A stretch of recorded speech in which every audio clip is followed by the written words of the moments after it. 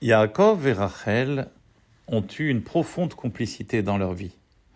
Yaakov a travaillé dur pendant 7 ans chez son père, chez le père de Rachel, Lavan, pour obtenir sa main en mariage.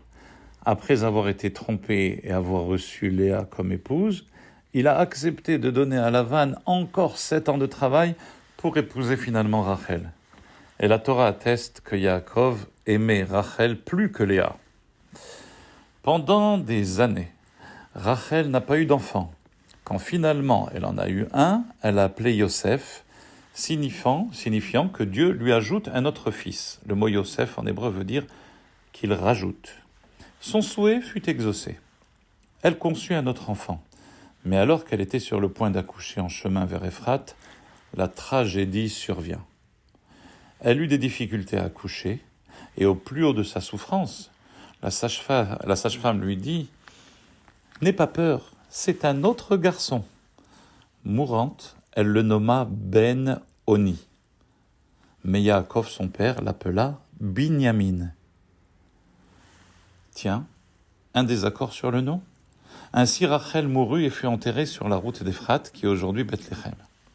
Mais la question très intrigante se pose. Pourquoi, alors que Rachel était dans un tel état, Yaakov a contesté le nom que Rachel souhaitait donner? Était-ce vraiment le bon moment et le bon endroit pour discuter d'une telle question? Ne fallait-il pas plutôt, dans cette situation, lui adresser des paroles de réconfort?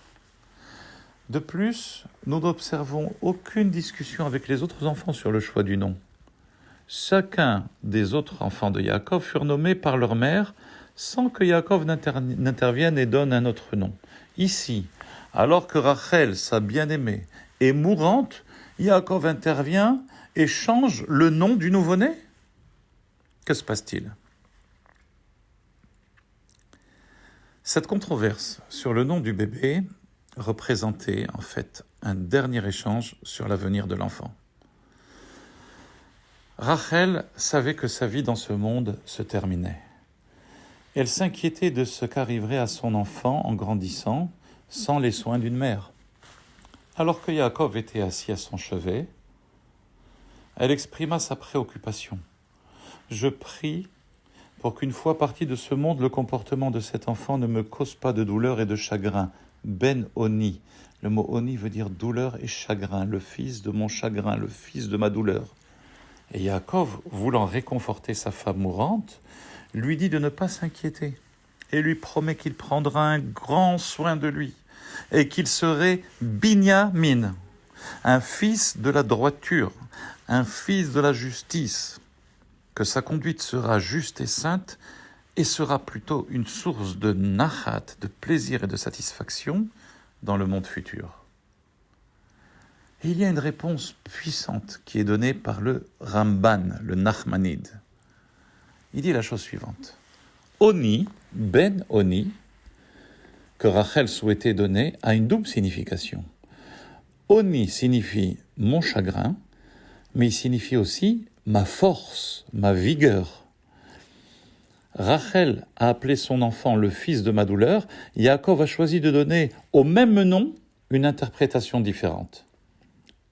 Et dans les mots du Nachmanide que je vais traduire directement en français, il dit la chose suivante.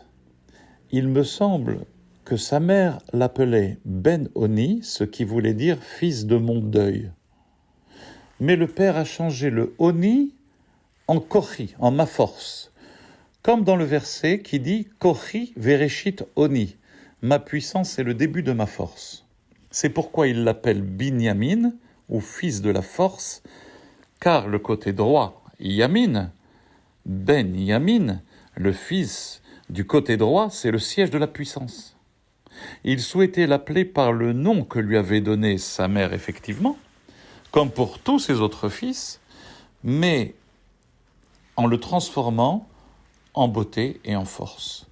Il accepte le choix de Rachel, Ben-Oni, mais lui demande de changer simplement par quelque chose qui exprime la connotation positive de Oni.